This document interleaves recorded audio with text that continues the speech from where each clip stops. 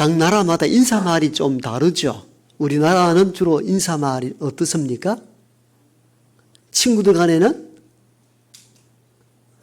밥 먹었나 이렇게 이야기하죠. 어르신들께는 뭐 식사하셨습니까? 아니면은 옛날 아주 극존칭 왔을 때는 진지 드셨습니까? 그렇게 인사를 하죠. 이게 보편적인 인사말이고, 수십억 되는 아랍권 인사말은 여러분 해외여행 다녀보시거나 또 유튜브나 또 아랍어 좀 아시는 분들은 아살롬 알라이쿰 많이 들어보셨죠? 평화가 그대에게 평안하기를 원합니다. 우리는 밥 먹었나? 아침 식사하셨습니까? 진지 드셨느냐? 이 인사말은 가난을 배경으로 하겠죠. 잘 먹지 못하여 살아왔을 때에 그 인사가 식사는 제대로 하고 다니는지 이 염려 가운데 한 인사말이 한국 고유의 인사말이 되었습니다. 아랍권에서는 아살룸 알라이쿰 평화가 그대에게 이 말의 의미도 그 나라 배경 속에 나오는 인사들이죠. 그들은 사막 한가운데 살았습니다. 그리고 우물물을 빼앗기 위해서 전쟁을 벌이기도 하고 부족 간에 많은 분쟁과 다툼을 벌였습니다. 날마다 싸움이 일어날 수밖에 없는 구조였습니다. 그러니까 그들에게 묻는 인사말은 뭐예요? 밤새 평안했느냐? 그리고 아살롬 할 때 뒤에 살롬이 우리가 얘기하는 구약 성경에 나오는 샬롬 평안, 평화. 어떤 목사님은 우스갯소리로 죽을 놈보다 살롬이 안 낫나 그러시는데 샬롬 응답을 좀 하시소. 평안하시라 이 인사말이에요.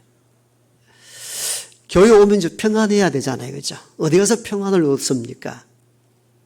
그런데 아주 일부에서는 교회 오는 게 불편하다 하는 분들을 가끔 만나게 되잖아요. 왜 그런가? 교회 분위기를 보니까 막 분쟁이 있어 보이고 다툼이 있어 보이고 마음이 조마조마하다는 거예요. 교회가 분쟁 중에 있을 때에 새 신자들이나 또 신앙생활을 오래 하지 않는 분들은 늘 그 불안과 두려움으로 교회로 올 때가 종종 있어요. 예를 들면 아버지와 어머니가 늘 부부 싸움이 잦을 때에 애들 앞에는 안 싸운다고 시침을 딱 떼지만도 아이들은 얼굴빛을 보고 분위기를 다 읽어요. 아, 엄마 아빠 상태가 좋지 않구나. 말은 표현하지 않지만도 자기 방에서 잘 나오지 않습니다. 거실에 나와도 잠깐 물을 마시거나 자기 일하고는 자기 방 또 쑥 들어갑니다. 가정이 불안할 때 나타나는 현상들이 있죠. 교회가 분쟁과 오랜 다툼이 있을 때에 성도들은 금방 감을 잡습니다. 목사 얼굴 한 번 보고 장로님 얼굴 한 번 보고 분위기가 별로 여상치 않다. 조마조마하게 불안 신앙생활 하는 분들이 얼마나 많습니까? 그럴 때마다 우리는 이런 것을 소망하죠. 사도행전에 나오는 교회처럼 초대교회로 돌아갔으면 참 좋겠다. 그런 얘기 많이 하시잖아요. 교회가 위기와 평안함이 없을 때에 가끔 우리는 그런 꿈을 꿉니다. 초대교회와 같았으면 얼마나 좋겠나. 그래서 꿈꾸기를 초대교회로 좀 돌아가자. 이런 얘기를 종종 하신단 말입니다. 그럼 초대교회는 어떤 내용을 말하는 거죠? 아마 사도행전 2장에서 4장까지 나타나 있는 그 내용을 갖고 말하는 것일 겁니다. 그때의 초대교회는 기도로 시작하였고 무슨 일을 결정할 때마다 기도로 결정을 하였습니다. 교회는 항상 그래야 합니다. 엎드리면 기도하고 모이면 기도하는 훈련이 되어야 합니다. 여러분 개인적으로 어렵고 힘들 때에도 원망과 불평으로 세월을 보낼 것이 아니라 아버지께 내 아픈 심정, 내가 갖고 있는 문제거리를 내어놓고 기도로 풀어갈 수 있기를 원합니다. 기도자가 되어야 하고 초대교회는 기도의 원형을 잘 보여줍니다. 그리고 초대교회는 성령이 충만하였습니다. 그 성령이 충만하다 보니까 어떻게 각종 방언을 하게 되고 각종 방언을 했는데 들려지는 언어는 똑같이 들려졌다. 신비한 일들이 일어났습니다. 성령 충만의 역사였던 것이죠. 우리 교회도 성령이 충만한 교회 되기를 축복합니다. 성령이 충만할 때 이 아름다운 열매들이 나타나죠. 사랑과 희락, 화평 이런 것들이 나타나게 되는 것이죠. 우리 안에 성령이 충만하지 아니하고 인간적인 것들이 충만하다 보니까 조금만 건드리면 인간적인 것이 나오잖아요. 밖으로 나온다는 그 의미는 내 안에 있는 것들이거든요.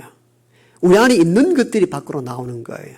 그래서 내가 이러지 않는데 내가 요즘 왜 이러는가? 그건 잠시의 실수가 아니고 내 안에 있는 것들이에요. 실제적으로. 안에 있는 것이 밖으로 표현됩니다. 그래서 세속적인 것들이 내 안에 가득하다 보니까 말하고 생각하는 모든 표현 양식들이 세속적인 것들이죠. 내 안에 성령이 충만하면 성령의 충만한 언어의 열매가 나타날 줄 믿습니다. 우리 그런 교회 되기를 사모합시다. 그 다음에 초대교회는요, 서로 떡을 떼며 친교하는 공동체였습니다. 누가 억지로 뭘 음식을 해가 오라 강제해서 나눈 것이 아니고 각자 조금씩 가지고 와서 누군가 참 어려워 보이는데 내가 이번 주에는 무엇을 해갈까? 그래서 음식을 준비하여 함께 나누었던 친교와 사랑의 공동체였습니다. 요즘은 밥을 예를 들면 한 달에 어느 요전데 딱딱 정해져 하니까 힘이 들 때도 있잖아요. 물론 수백 명 밥하기가 쉽지가 않죠. 어려운데 그러다 보니까 그 초대교회처럼 자원하여 누군가에게 뭔가 드리겠다는 마음은 없어지고 의무감에 빠져서 하다 보니까 지치고 힘들게 된 이유가 거기 있죠. 그러나 초대교회는 그러지 않았습니다. 자원하여 오늘 내가 빵과 많은 것을 준비해 가지 아니하면은 누군가 굶주린 사람이 있을 터인데 이런 마음으로 기쁨과 자원하는 마음으로 떡을 준비하여 나누었던 아름다운 공동체가 초대교회의 모습이었습니다. 기도하는 공동체, 성령이 충만한 공동체, 친교와 나눔이 있는 공동체, 이런 교회 되기를 소망합니다. 그런데 초대교회의 모습이 이런 데에만 있었던가? 보다 중요한 대목이 하나 빠져있죠. 초대교회는 말씀이 살아있는 교회였습니다. 같이 한번 잠도 깨울 겸 집중할 겸 따라합시다. 말씀이 살아있는 교회.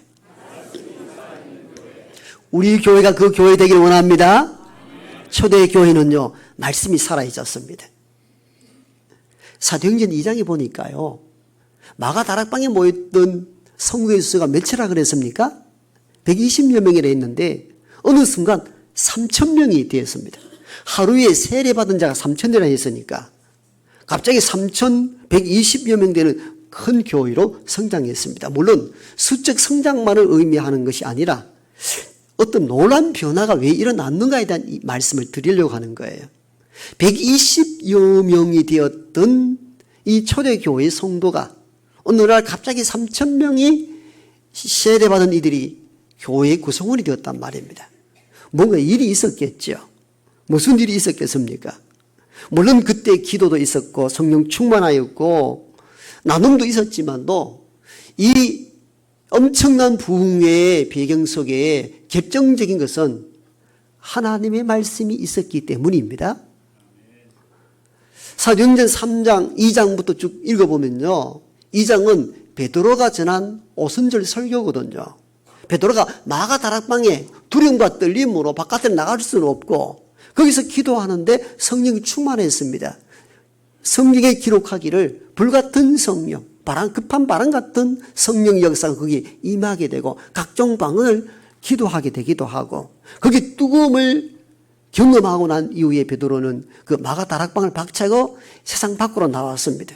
여러분, 전에는 예수를 모른다 부인하고 사람들 두려워 숨지게 살아왔던 베드로가 아니었습니다. 성령 충만한 결과 담대하게 세상 속으로 뛰어들어가 예수의 복음을 전하기 시작합니다. 사람들에게 전하기를 이렇게 베드로가 설교 말씀을 합니다. 여러분들이 십자가에 못 박은 그 예수 그리스도를 하나님이 다시 살리셨고 저와 여러분의 구원의 주가 되게 하셨습니다. 여러분, 우리가 지금은 이게 단순한 메시지 같아 보이지만도 당시로서는 돌맞을 메시지였습니다. 왜? 모든 유대인들이 하나님의 아들이라고 말하는 그 예수를 신성 모독죄로 십자가 못 박아 죽였잖아요. 하나님을 모독하는 자로 여겼는데 그 예수에 대한 복음을 전한단 말이에요. 여러분, 돌 맞을 각오를 하고 베드로가 하는 이 메시지를 들어보세요. 여러분들이 십자가에 넘겨준 누구를 지칭합니까? 십자가 못 박아 죽은 이유와 원인은 여러분들 유대인들에게 있습니다. 그 얘기 지금 하는 거예요. 여러분들이 십자가에 못 박아 단 그 예수 그리스도를 하나님이 다시 살리셨고 부활을 전하는 겁니다. 다 죽었다, 부활이 없다 말하는 시대 속에. 그리고 난 이후에 그 예수 그리스도를 저와 여러분의 구원의 주가 되게 하셨다 선언하고, 누구든지 주의 이름을 부르는 자는 구원을 얻으리라. 여러분, 놀라운 말씀을 전합니다. 그런데 돌이 날아올 줄 알았는데 놀랍게도 유대인들이 찢어진 회심에 대한 이야기를 고백합니다. 본문에 보면은 가슴을 찢으며 고백하기를, 그럼 형제여, 베드로를 이제는 형제여 이렇게 부릅니다. 형제여, 형제 우리가 어찌할꼬? 그럼 우리가 지금 어떻게 해야 합니까? 그러자 베드로가 이어서 말씀을 선포하지요. 각각 회개하고 예수 그리스도 이름으로 세례를 받고 죄 사함을 얻으라. 그리하면 성령을 선물로 얻으리라. 그러자 이 사람들이 성령의 충만한 은혜를 입고 회개하고 세례를 받았는데, 그때 세례받은 자의 수가 3,000이나 되었다라고 성경은 기록합니다. 이게 사도행전 2장에 나오는 베드로의 오순절 설교의 줄거리입니다. 여러분, 120여 명이 되었던 초대교회가 갑자기 3,000명이 넘어선 결정적인 원인은 많은 것들로 해석할 수 있지만도 궁극적인 것은 하나님의 말씀이었습니다. 베드로가 마술을 부렸습니까? 뭐 선물을 그들에게 가져두어 그 사람을 바꾸어 놓았습니까? 아닙니다. 베드로가 한 일은 예수 그리스도의 복음을 전하는, 즉 말씀을 선포하는 일 외에 한 것이 아무것도 없습니다. 이를 보면은 말씀의 능력이 얼마나 큰가를 알아야 합니다. 말씀은 그냥 아무것도 아닙니다. 단순한 이야기가 아니라 하나님의 말씀은 살았고 운동력이 있어 사람을 변화시키는 능력이 그 안에 있습니다. 이것이 하나님 말씀이 갖는 위력입니다. 그러므로 우리가 하나님 말씀을 선포할 때나 듣는 여러분들은 하나님 말씀을 가볍게 여기지 말아야 합니다. 말씀이 선포되고 들려지는 그 순간 여러분이 어떻게 이 말씀을 받아들이는가에 따라 놀라운 변화를 경험하는 분들이 있을 것이고, 아무런 이유 없이 그냥 지나가는 사람들도 있을 것입니다. 히브리 기자는 이렇게 고백합니다. 하나님의 말씀은 살았고 운동력이 있어 좌우에 날이 선 어떤 검보다도 예리하여 혼과 영과 관절과 골수까지도 찔러 쪼개기까지 하나니. 여러분, 이것이 하나님 말씀이 갖는 위력이며 능력입니다. 말씀이 임할 때 혼과 영과 관절과 골수까지도 쪼갠다니까요. 엄청난 변화를 몰고 올 수 있는 것이 무엇이냐? 하나님의 말씀입니다. 그래서 우리가 말씀을 가볍게 여기지 말아야 합니다. 3,000명이나 가슴을 찢으며 우리가 어떻게 해야 합니까? 회심하고 세례받을 수 있는 그 위력, 그 변화의 능력, 그 힘이 어디서 나왔는가? 베드로가 전한 하나님의 말씀에 의한 변화였습니다. 말씀이 이만큼 위력이 있고 능력이 있다 그 말이에요. 그러므로 저와 여러분들이 말씀이 선포되어지고 말씀이 읽혀지고 들려질 때에 그 말씀이 하나님의 음성으로 듣는 저와 여러분 되길 원합니다. 그때 말씀이 저와 여러분의 심령을 변화시킨답니다. 이걸 잊지 말아야 합니다. 그런데요, 말씀이 사라지거나 말씀이 약화되었을 때 언제나 개인이나 교회에 위기가 찾아옵니다. 오늘 우리가 읽었던 본문은 사도행전 6장인데요. 말씀이 없을 때 오는 교회 위기를 잘 보여주는 장면입니다. 내용은 이렇습니다. 고개 숙여 성경은 보지 마십시오. 제 이야기만 들으면 됩니다. 당시 많은 3,000명 가까이 된 큰 교회로 성장하다 보니까 다양한 부류의 사람들이 교회에 모였습니다. 헬라파 유대인도 있고 히브리파 유대인도 있습니다. 헬라파, 히브리파 이 말은 유대 지역을 떠나서 디아스포라된 이민 갔던 유대인들, 그 헬라화돼 버린 것이죠. 미국으로 이민 가면 미국 시민 되잖아요. 그 헬라의 문화권에 살았던 유대인들이 예수의 복음을 듣고 교인이 된 겁니다. 그런데 한 번도 히브리 지역을 떠나지 않았던 정통 히브리인들이 남아 있습니다. 이 사람들은 히브리파고 디아스포라, 타민족으로 가서 살았던 사람들을 헬라파라 하는데, 그들 중에 과부 홀로 된 여인들, 그때는 여성들이 홀로 되면은 먹고 살 일이 없었습니다. 그래서 그들에게 구제를 하는데 어떻게 되었는지, 행정적 문제 때문이었는지 히브리파 과부들에게 많은 구제의 손길이 있는데 헬라파 출신 과부들에게는 구제가 마땅치 않게 돌아가는 거예요.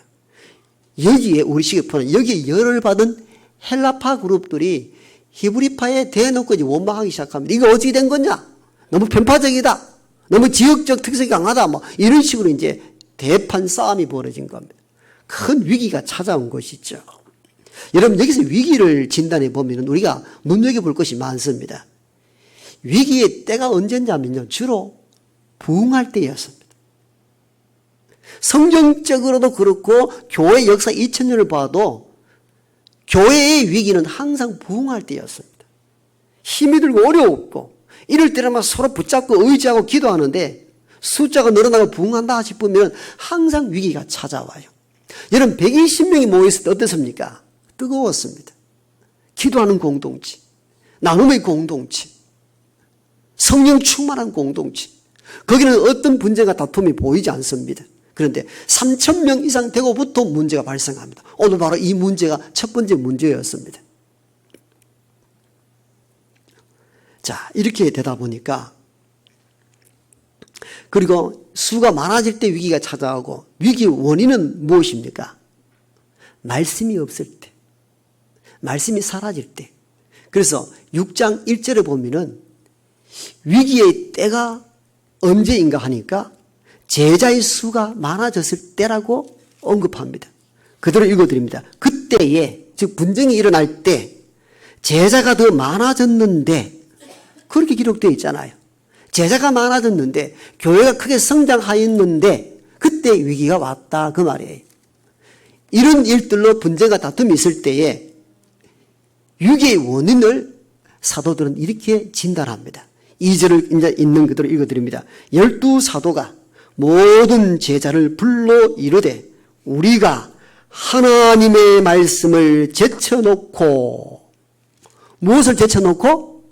하나님의 말씀을 제쳐놓고. 여러분, 얼마나 중요한 원인을 제공하는지 몰라요.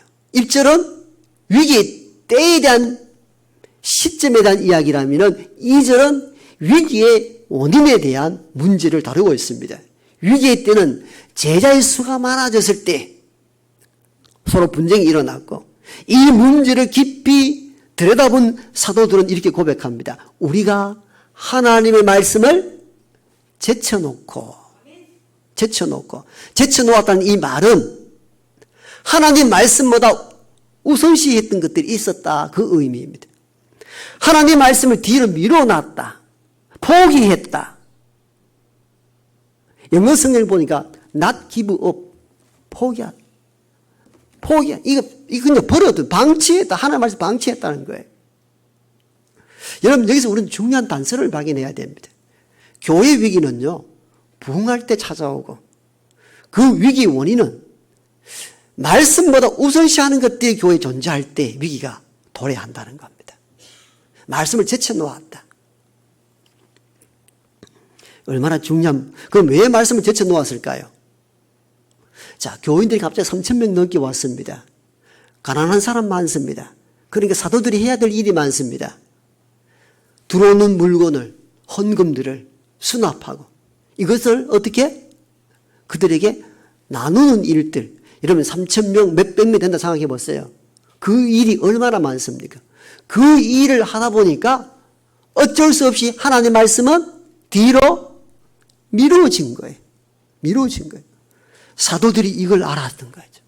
아하, 우리가 큰 실수를 했구나.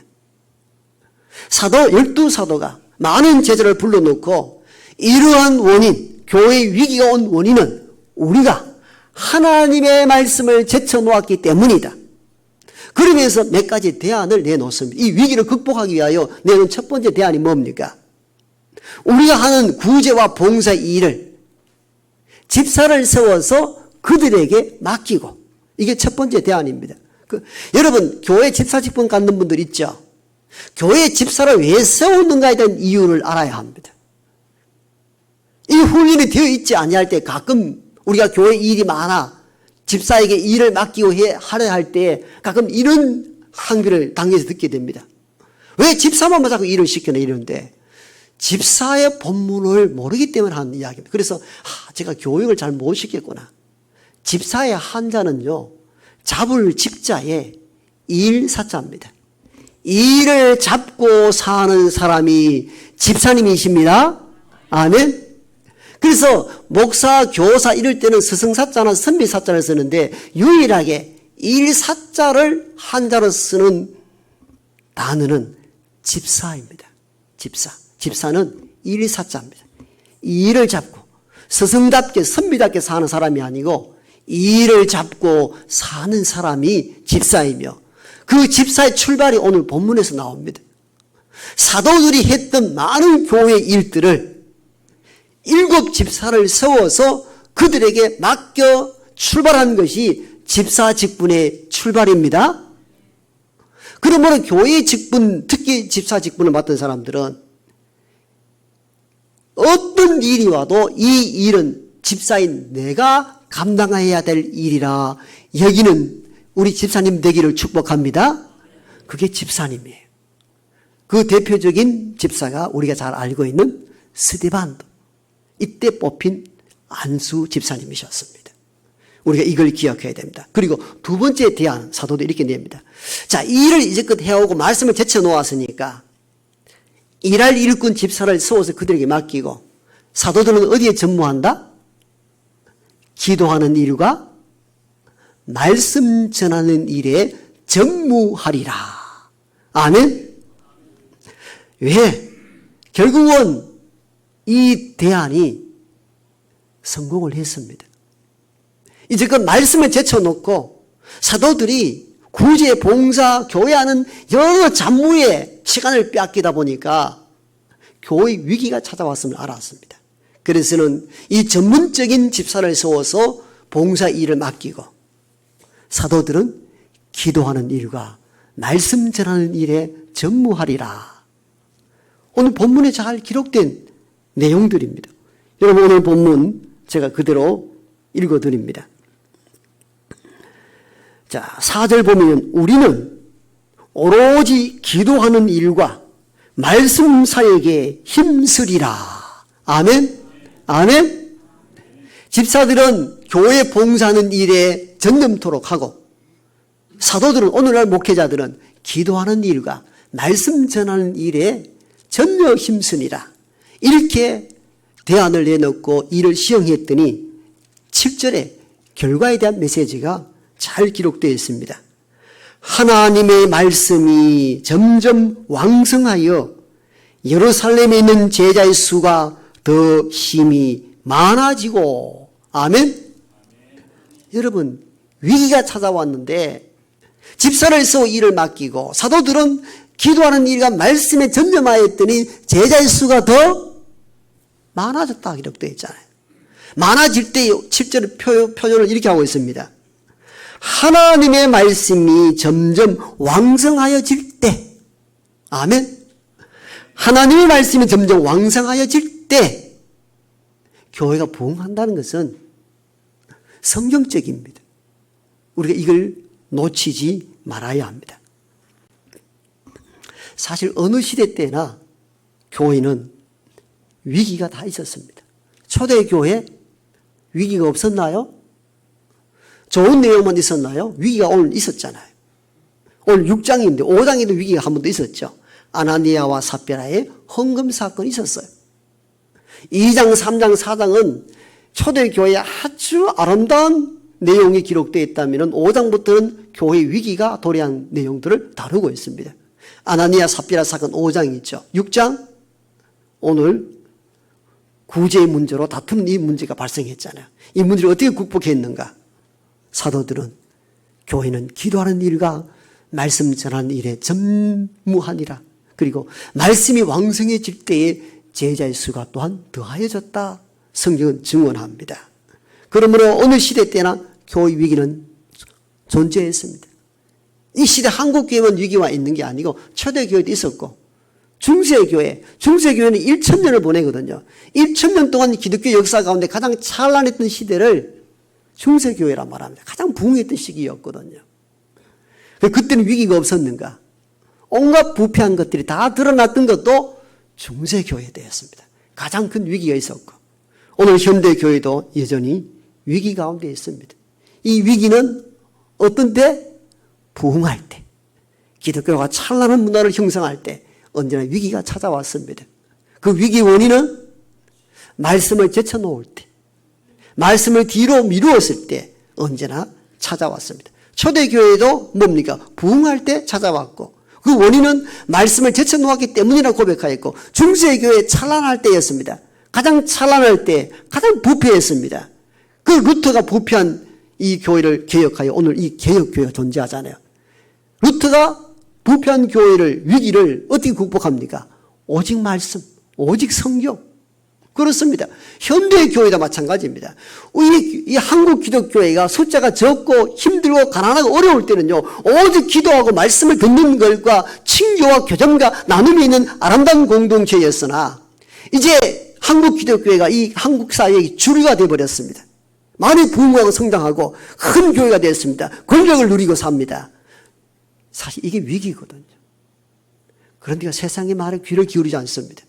세상과 상관없이 살아갑니다. 사실 이 한국교회의 가장 큰 위기거든요. 이 위기는 여러 가지로 진단할 수 있지만도 성경적으로 본문을 해석하면 결국은 한국교회가 위기단 처방으로서 말씀으로 돌아서지 않고 있다는 겁니다. 우리가 추구하는 것은 자꾸 많은 프로그램을 도입해가 뭔가 발전시키고 회복하려고 합니다. 그것이 잘못되었다는 것이 아니라 원류를 놓치고 있다는 거죠. 교회 위기의 극복은요, 하나님의 말씀으로 돌아가는 데 있습니다. 말씀 이외에 답이 없습니다.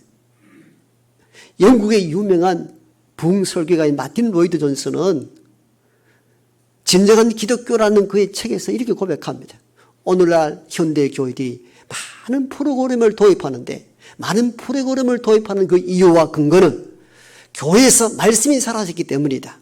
말씀이 사라진 그 허전한 공간에 온갖 다양한 음악 프로그램이나 다양한 취미 활동을 집어넣어서 교회를 움직이려 하는 시도가 있는데 이는 매우 위험한 시도다.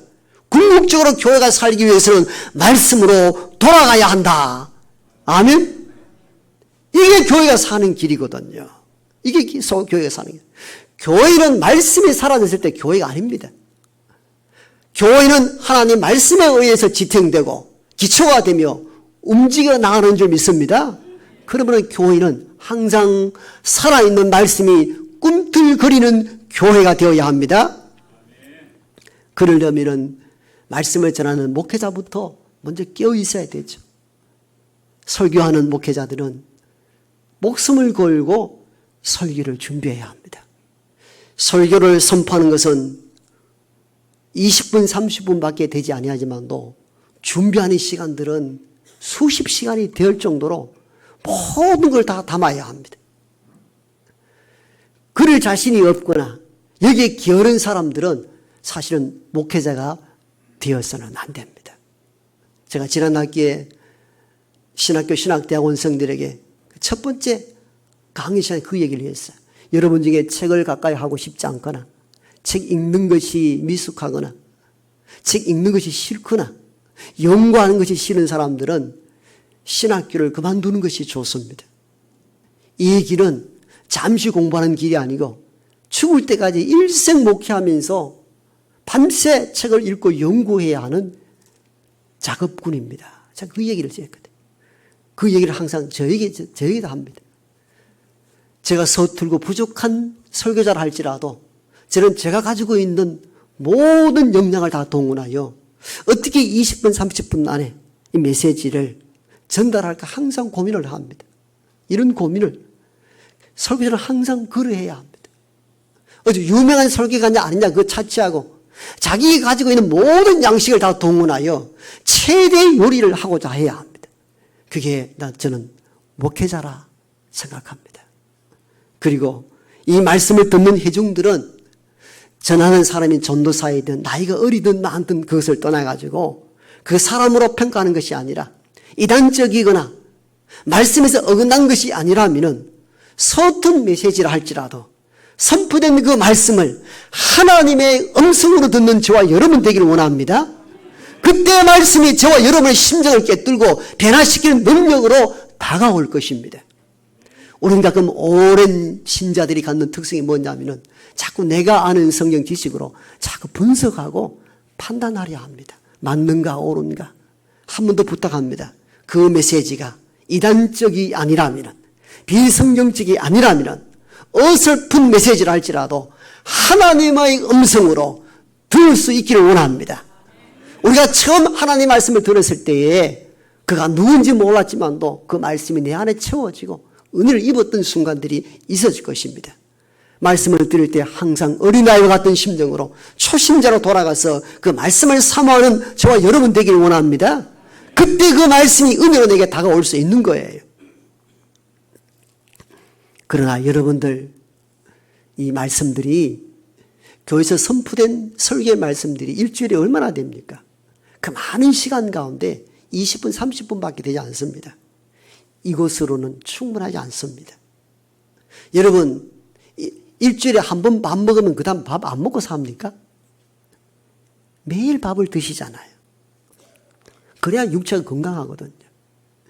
영적 건강을 유지하기 위해서는요, 주일에 한 번 말씀을 먹고 버틴다. 대단한 사람들입니다. 저는 신비하다 생각됩니다. 그건 영적 빈곤에 빠진 사람들입니다. 여러분, 이 말씀과 연관하여서 집에 돌아가시면 그렇다면 적어도 매일 성경 한 장은 읽고 묵상하셔야 합니다. 그게 안 되면 한 구절이라도 읽고 하루 동안 음미해 보는 거예요. 음미해 보는 거예요. 그래야 내가 영적으로 건강한 삶을 살아갈 수 있습니다. 그래야 말씀이 여러분 삶을 지배할 수가 있습니다. 말씀이 우리를 지배한다는 그 의미는 말씀에 따라 움직인다는 의미입니다. 주께서 가라 하시면 가고 멈추라면 멈추는 것. 그게 말씀이 나를 지배한다는 의미입니다.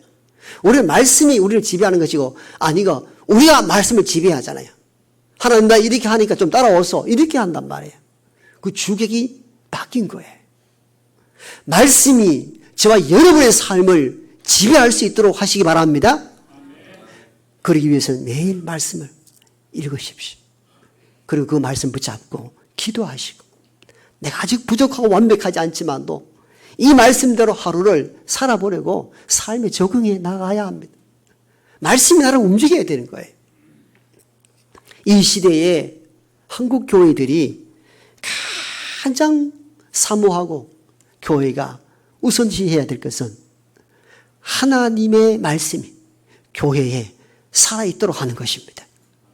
이것이 교회를 교회답게 만들고 교회를 새롭게 부흥하게 만들 것입니다.